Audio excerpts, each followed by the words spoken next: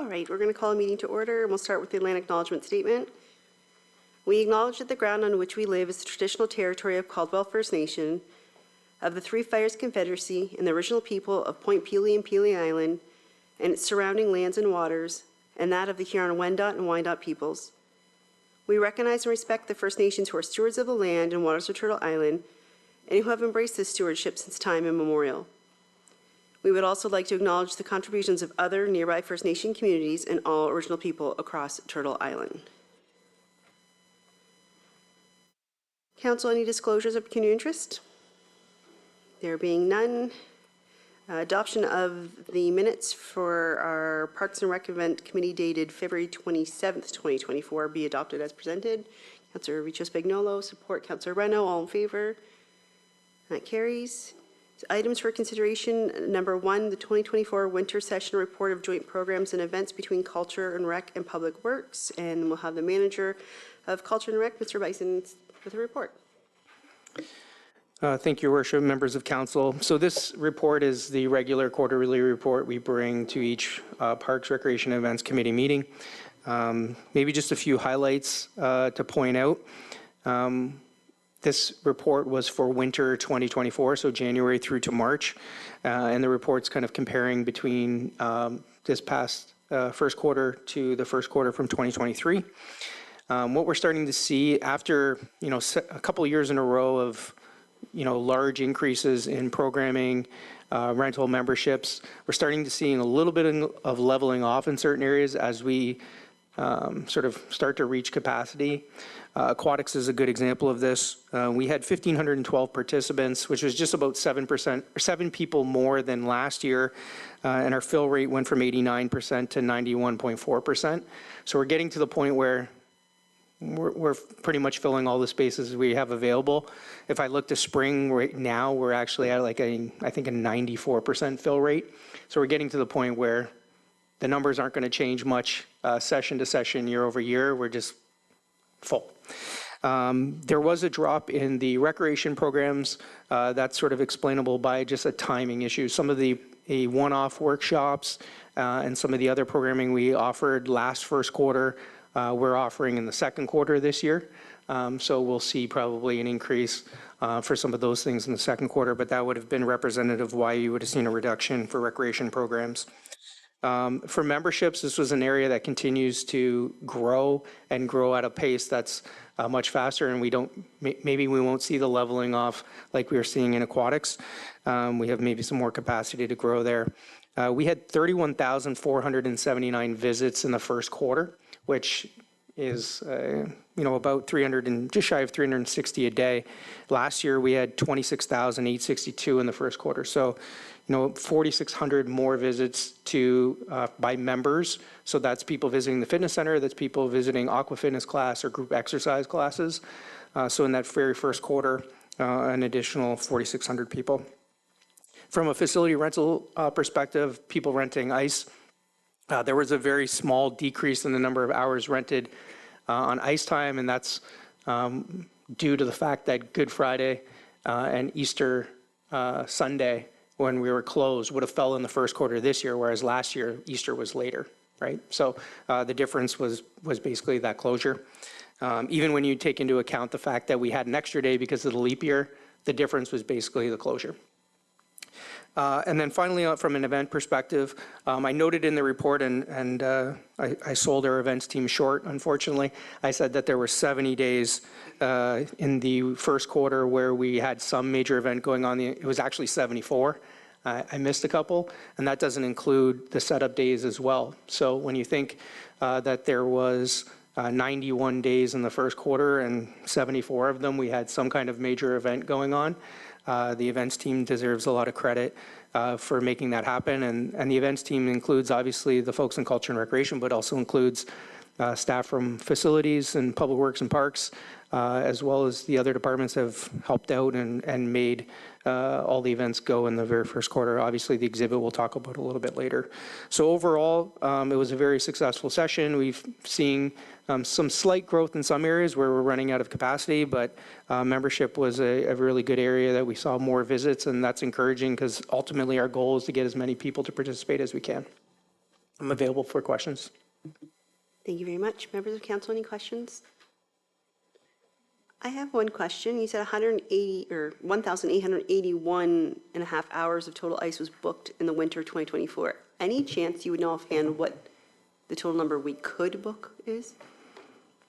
That's a good question. I don't know that off the top of my head, but I will make sure I have it for the next time around. Thank you. I just wonder, because I know I hear people say that there's no ice available, and I know most of the time they mean no ice during prime time. Yes. But I just really kind of wondered what other hours were actually available to people, especially with hearing of the possible merger with LMHA and Windsor Minor Hockey. I don't know what theirs is, but what if that would make any difference to us at all? But I'm assuming it's probably not.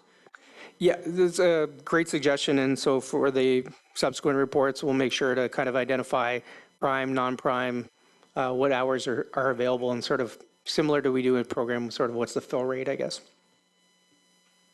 Okay. Mr. Burns? Okay, I see under winter programming, we're roughly down 50% from 2023. What revenue difference would that make from 429 compared to 642?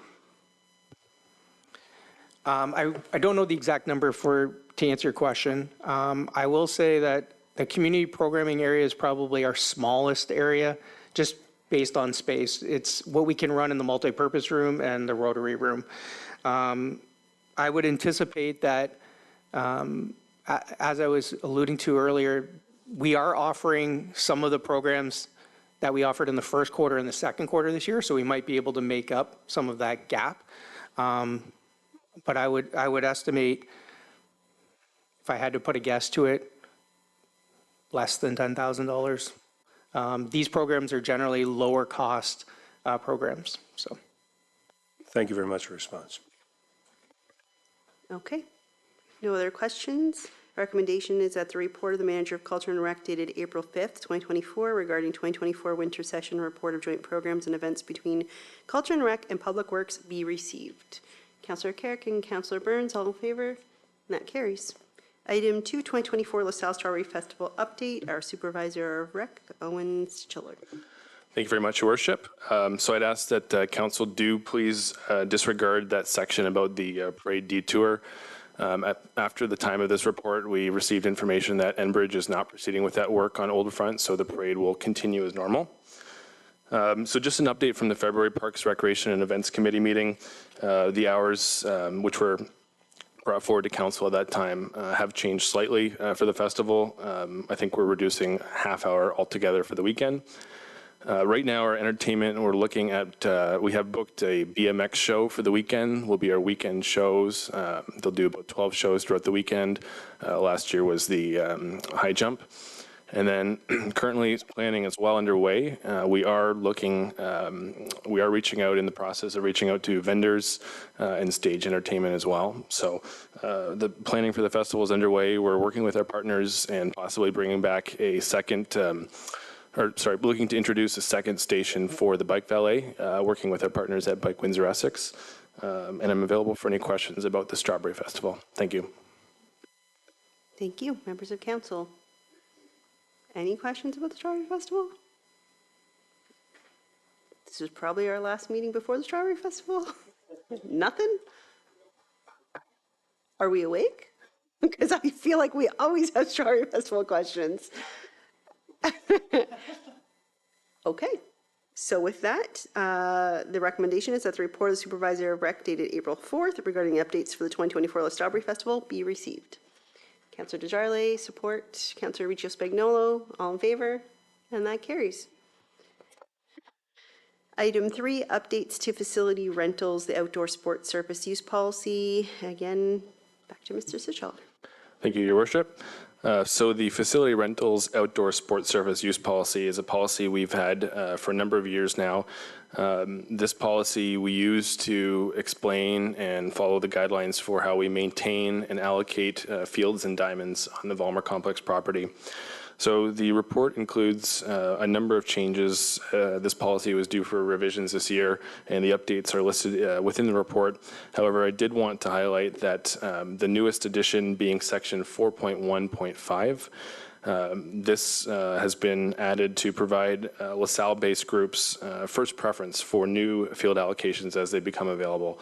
Previously, that was not in the policy, and we did hear some feedback from our user groups last year, so we've made that addition, and we have reviewed this draft policy with the Turtle Club and LaSalle Stompers, which are primary LaSalle-based groups. So I am available for any questions about the policy. Thank you. Okay, members of council, questions, concerns, anything? Councillor Burns? Did our main user groups concur with everything that's in and presented to them, or did you get a formal response? So we reviewed the policy at our preseason meetings. There's some, they're very happy with this new addition to the policy. That was based on their feedback. Of course, we do have differences on some things in the policy, but they understand that that is our policy. So overall, I think the feedback from those two groups and our other user groups is that this is a positive change the town is making, and recognizing that right now our field space is not growing, but our user groups are. So how do we help alleviate those issues?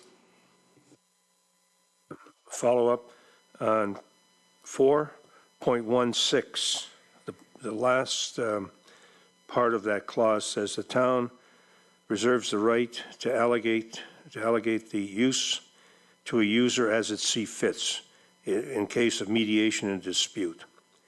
Can you tell me when you might have used that and what impacts of that were? I don't think it's a change, but I'm just wondering, because normally it'll come back to us in some form or shape. Yes, thank you, Councillor. So 4.1.6 is added in there as a clause to, as a fail-safe. So should the policy, still not meet every potential situation that occur, that's our fail-safe. Thankfully, to date, we have not had to use that, and we seem to have good success working with the groups to fulfill the requests or possibly change stuff around with other groups. So it's in there just in case we need to, but thankfully haven't used it yet. Thank you for the response. Any other questions or comments? And the recommendation is that the report of Supervisor of Recreation dated March 18th, 2024 regarding the updates to the facility rentals, outdoor sports surface use policy be received, and that the updated policy be approved. Moved by Councillor Burns, support Councillor Reno, all in favor? That carries as well. Updates to the policy for fee waiving related to the use of town facilities. Ms. Finero. Thank you. Good afternoon, Your Worship and members of council. The report before you talks about updates to the waiving of fees for town-owned facilities, and there are just a few changes. For clarity, the name of the policy was changed. And perhaps a big change is that the policy statement and policy have been updated to now reflect the practice that we charge fees in accordance with the user fee bylaw when we rent facilities. The past version of the policy did have guidelines for when we may wish to waive the fees, but generally that's not our practice, so it was misleading and allowing people to think that they could come continually to request that their fees be waived. So we have removed that as that criteria is no longer needed. And that's it. I'm available for any questions. Council, any questions regarding that new change or the clarification? No? Okay. Recommendations of the report of the Director of Culture and Rec dated March 25th, 2024 regarding updates to policy for fee waiving related to the use of town facilities be received and that the updated policy be approved. Councillor Carrick and Councillor Richo Spagnolo, all in favor? That carries. Back to our Director of Culture and Rec for the Municipal Alcohol Risk Management Policy update. Ms. Finero. Thank you, Your Worship and members of council. Another update to a policy here with just a few changes to note. We did update the format of the policy to be consistent with the new corporate template. We did remove items that are contained in other town policies or by other agencies or acts to create one source for the information. The responsibility has been changed and is now falls under the Culture and Recreation Department to manage the policy. and we updated the indemnification clause to be consistent with our current procedures. And that concludes my report. I'm available if there's any questions. Members of council, any questions or comments? Councillor Burns? I guess on the use of off-duty police officers,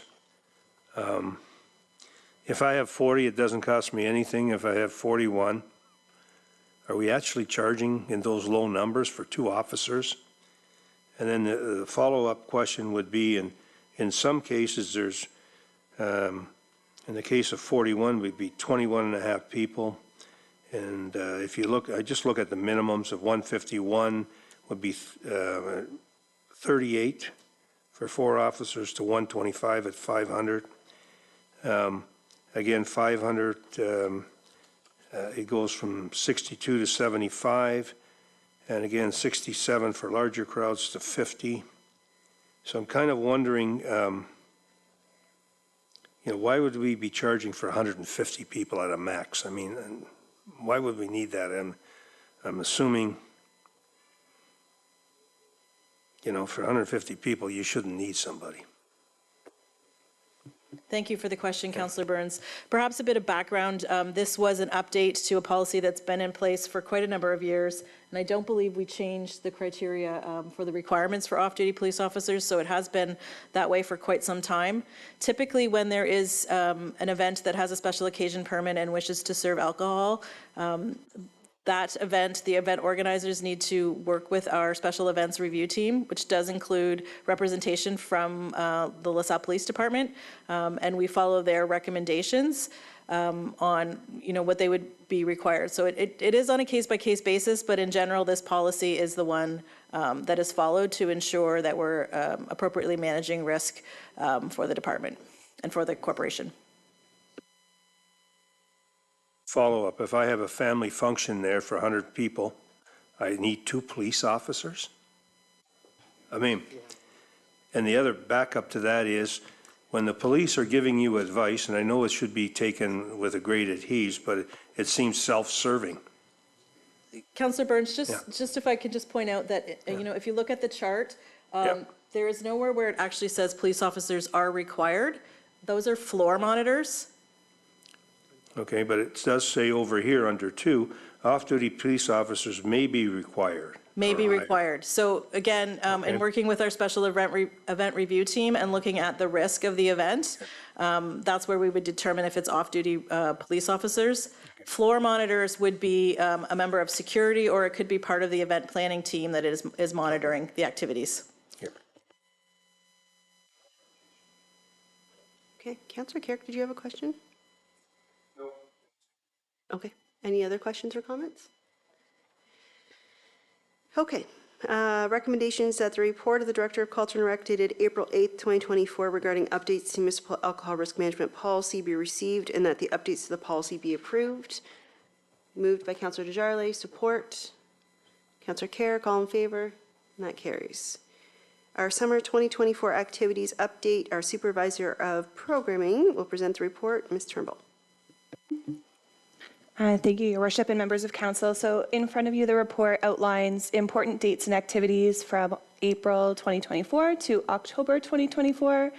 The intention of this report is to give council important dates such as registration and sessional dates, events that are happening within our department, and either town-hosted or third-party events. For our summer events, we had a very successful summer in 2023. So we will be offering similar complement of activities both at the Vollmer Center and the LaSalle Outdoor Pool this summer, including day camp, Parks Power Hour, swimming lessons, recreational swims. Because of that demand for 2023 activities, our summer day camp was full to its capacity last year, and we anticipate that that will be the same for this year. We'll be extending our resident registration priority process to summer camp as well. So for our last few sessions of our sessional programs, LaSalle residents have had the opportunity to register first, and that will be the case for our summer day camp as well. So the dates are listed in the report for registration. We're looking forward to opening our sports fields, so the dates are outlined there for outdoor sports fields and the splash pad, as well as the LaSalle outdoor pool. Just wanted to highlight with the opening of the LaSalle outdoor pool that it will open to the public on Sunday, June 30th, but wanted to highlight that we will be having some private usage of the pool for the last 3 weeks of June for Swim to Survives and school books. School rental bookings, and those have been in high demand and all booked up very quickly, which is great. The report outlines town-led and third-party events that have been scheduled and confirmed, and also outlines closures of both the Vollmer Pool and LaSalle Outdoor Pool. So I wanted to draw your attention to, in addition to the holidays, that we also have our annual closure of the Vollmer for our emergency staff training on June 27th. And we're working closely with LaSalle Police and the LaSalle Fire Department to facilitate a training so our staff are prepared for emergencies. We appreciate their support that they extend to us, and their expertise, and working with them has always helped us deliver a really great training. So that when we have incidents like a deer, we're ready to go. And we'll just highlight again that we do have the annual maintenance closure for the Vollmer Pool from September the 2nd to September 27th, where we'll be working with the Public Works Department and our maintenance areas to keep the pool in proper operation, the cleaning there. And I'm available for any questions. Thank you. Members of council, questions, comments? Councilor Reno? Thank you, Your Worship. I just wanted to thank you for the detailed report of all the events that are coming up, especially at the event center. We do get, a little bit of feedback here and there about people knowing what's coming and what's not coming, and I realize that we leave the promotion to private events on the private people, and sometimes those lines get crossed a little bit, so it's nice to have a public document that recognizes those. It's nice to see things like the skilled trades coming back to the center. It's really nice to see all the repeat business, because it tells me that what we did last year, the way we treated our vendors was successful, and they're coming back for more. So hats off to you guys for doing a good job, getting them to come back, and yeah, great job. Any other questions or comments? There being none. The only one I have, and it was a conversation we had earlier today, was have we made the Turtle Club aware of the closure near their parade starting point? Just to reach out to them. I mean, I feel like they live in LaSalle, they should know, but there is that part of the road closure, as well as the area I think they normally line up in is all blocked off this year.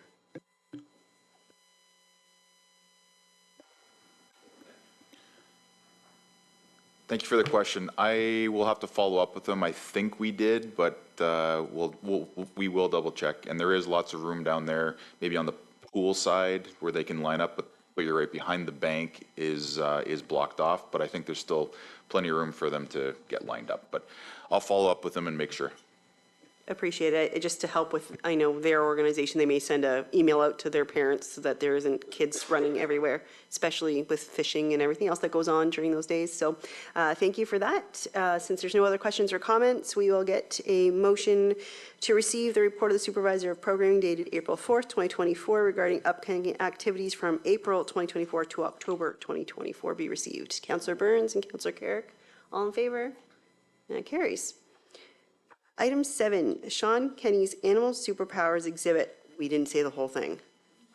I thought we had to say the whole thing. Director of Culture and Rec, Ms. Finero. Thank you, Your Worship and members of council.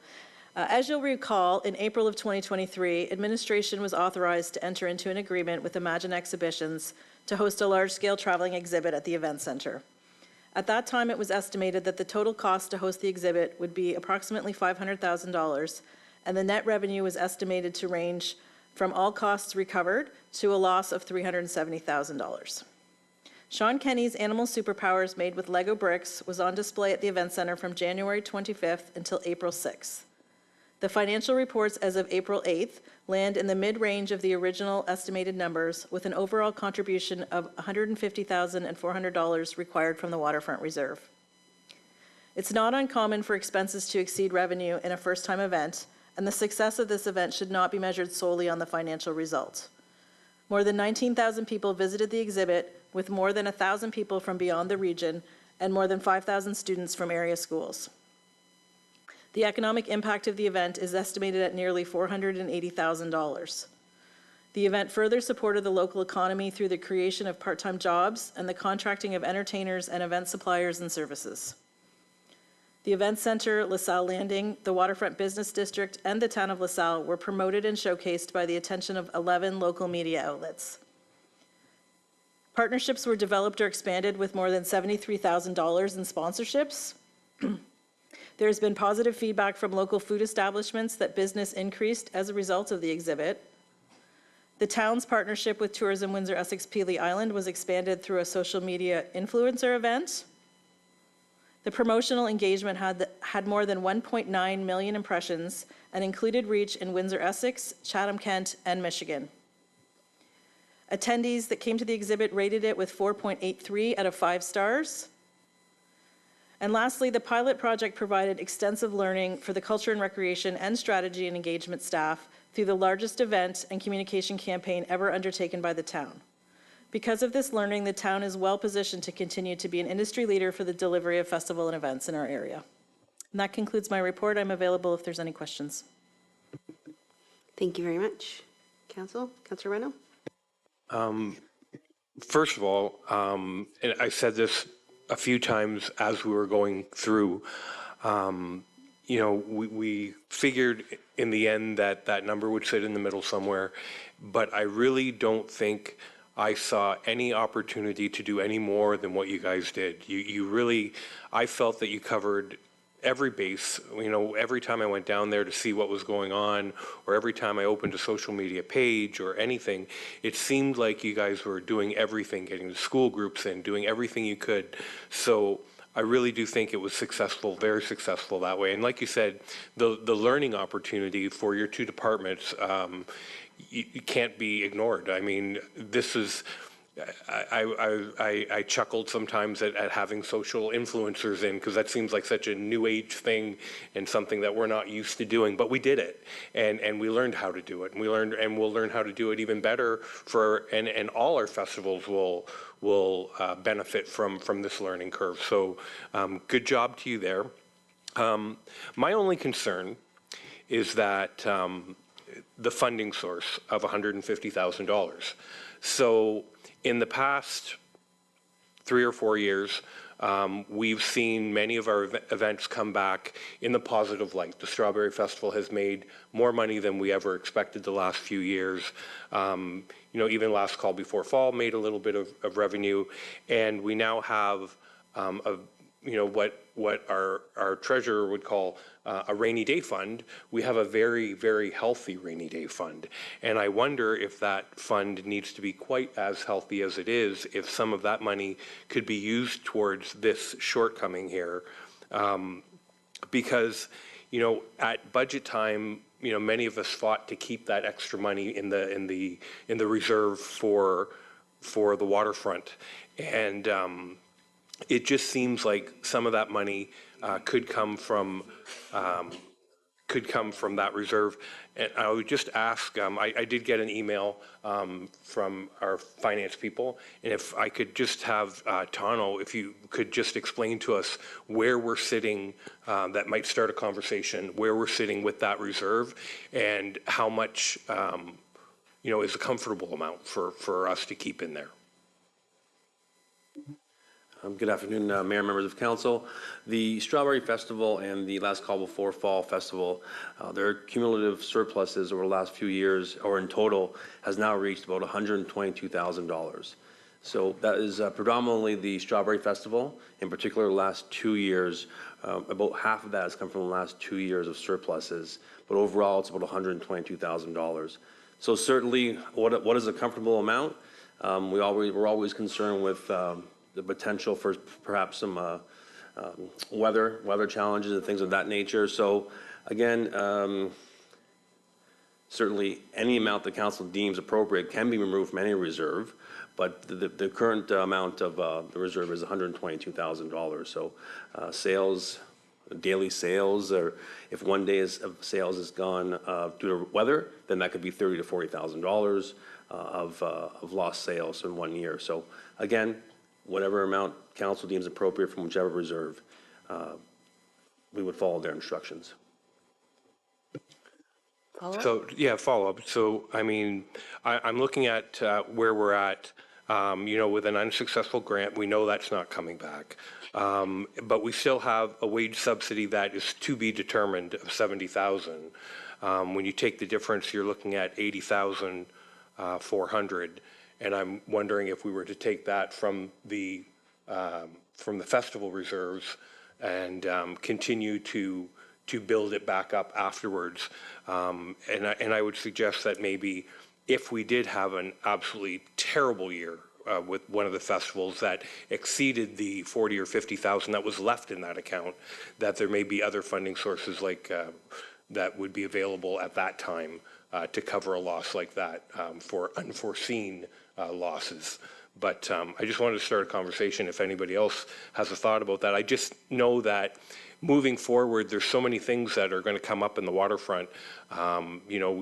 We saw just in the planning of the skate trail, the loss of a building because things went up in price. How many other things are going to go up in price?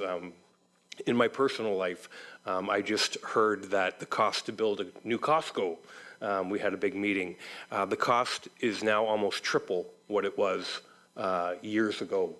Because the cost of land has gone up, developable land goes up, everything goes up. And I'm sure that every penny we can keep in our waterfront reserve is to our advantage. So just curious what other people think. Councillor Carrick? Well, obviously there's a loss. It's got to come from somewhere. So I'm okay with looking at partially or at least moving some money over to cover the losses. And if we do get the $70,000 grant, that's fine. The waterfront debate, that's a different debate altogether. I don't think that we should be having that at this point. When it comes to moving forward, there's a lot of different ideas out there. But I think as far as covering the bases here, I don't want to have to go raise taxes. I think if we have a reserve and we can use the reserve, then we use the reserve. And I think those are good points. If there's still going to be some money left over, and if that's the case, then we'll just watch it guardedly. And hopefully we continue the great success with all the people we have here that run the events. So I don't see us going backwards. I see us being busy, provided weather. So we should be at least okay for that point, if that makes sense. Thank you.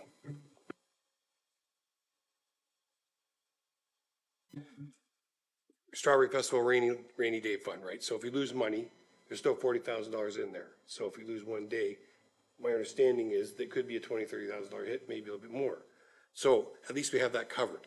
So if we don't, then we have a general reserve with a lot more money in it that we can offset some of it if we have to carry it over. Because at the end of the day, I'm not about raising taxes when it comes to that kind of stuff. So I think we're pretty much on the same page. So we have some money, let's use it, and then we'll move forward and we'll see how it goes from there. Does that help?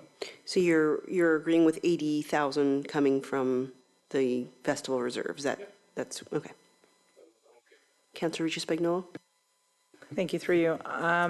I'm comfortable with moving some of the money from the reserves, but not 80,000. I think that we should keep some of extra money in there because with potential with cost raising, and again, it could be a rainy forecast for the Strawberry Festival. We don't also want to be struggling at that point as well, but I am comfortable with moving some amount, maybe 40 or 50,000, but I 80,000 seems a little bit high for me, in my opinion.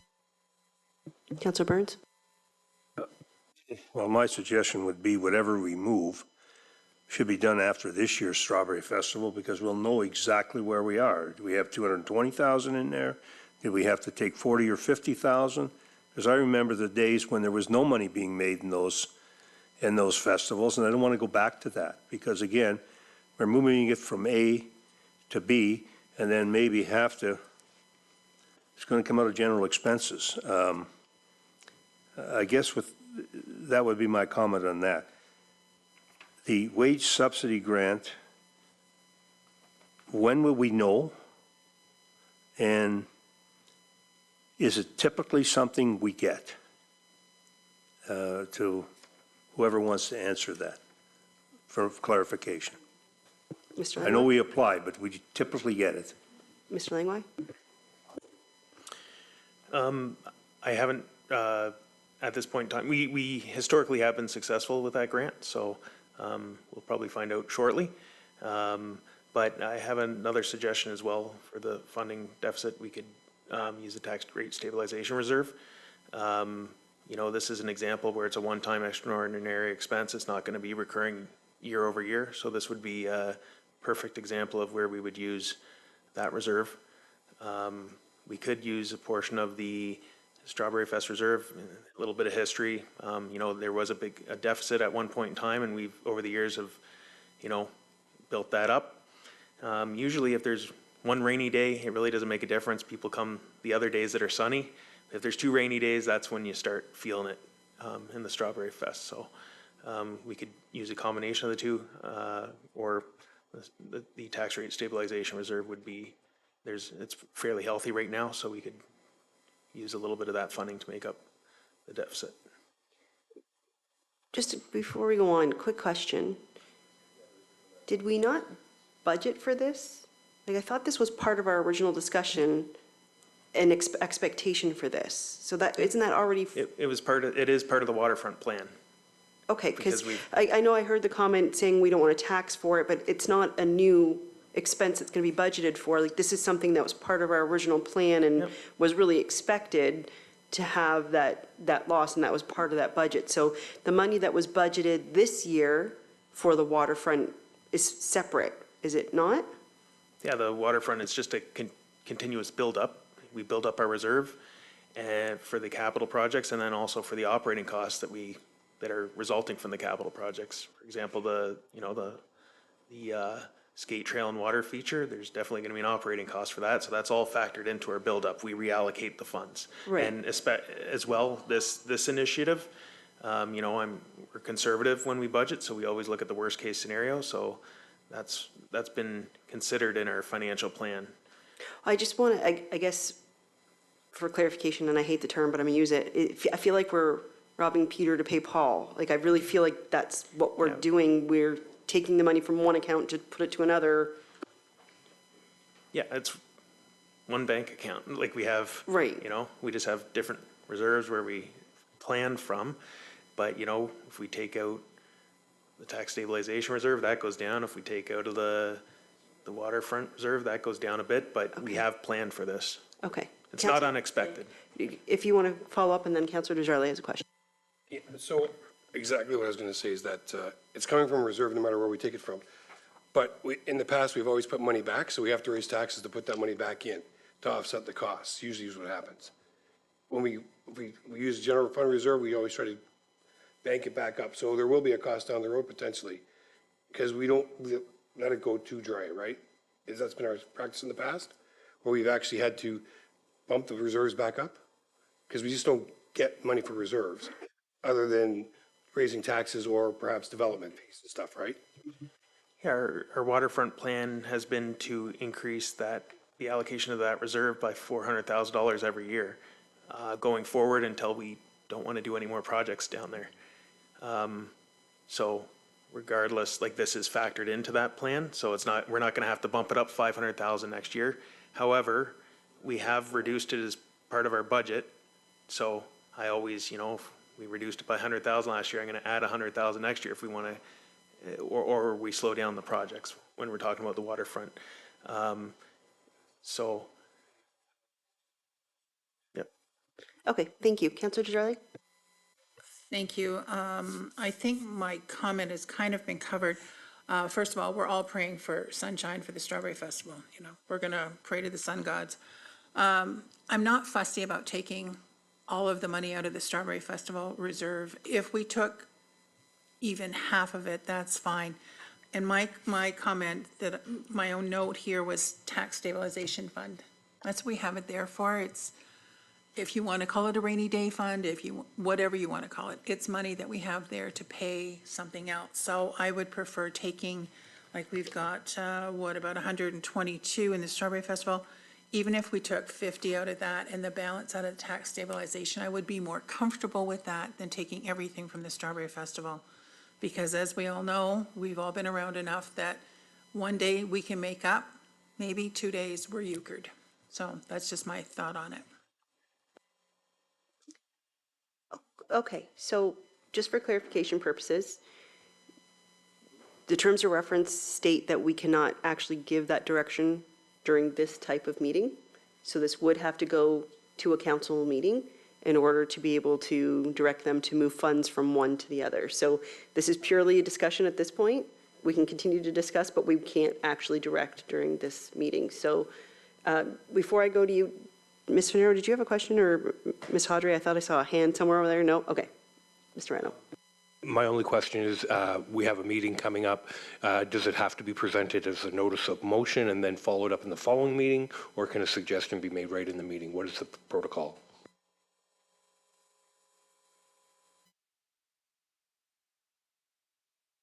So it would be a notice of motion. And Okay. it would be asking for a report to council with, I guess, suggestions on the funds.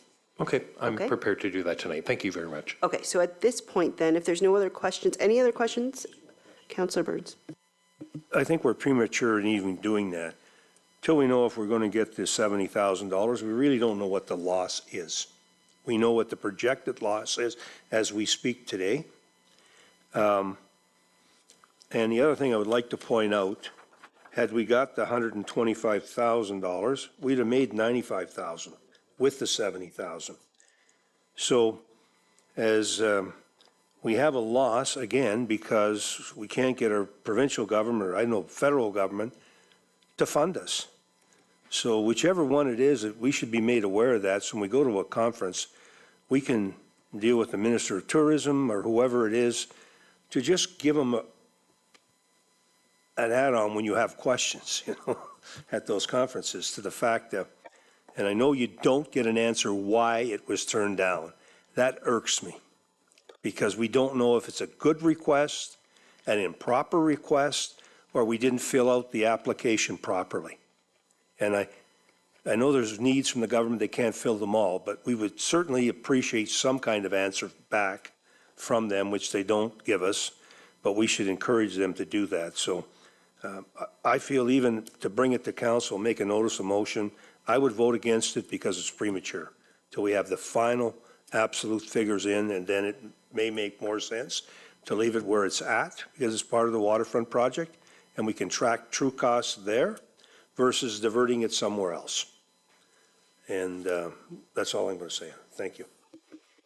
Thank you very much. So we can all take that into consideration.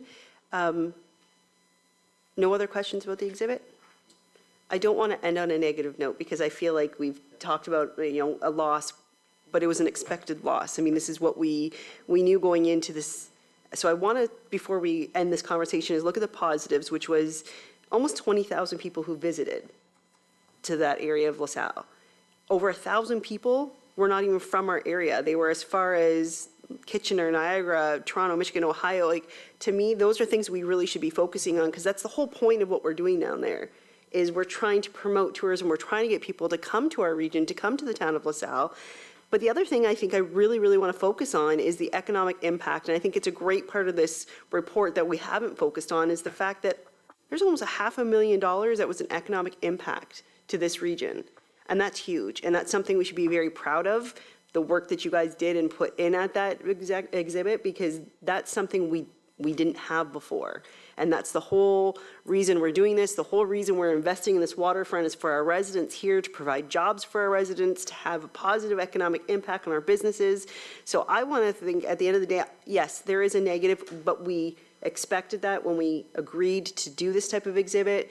But at the end of the day, like I said, I want to focus on some of the great things about this. So I want to congratulate everybody for their hard work. I know it was a long 3 months.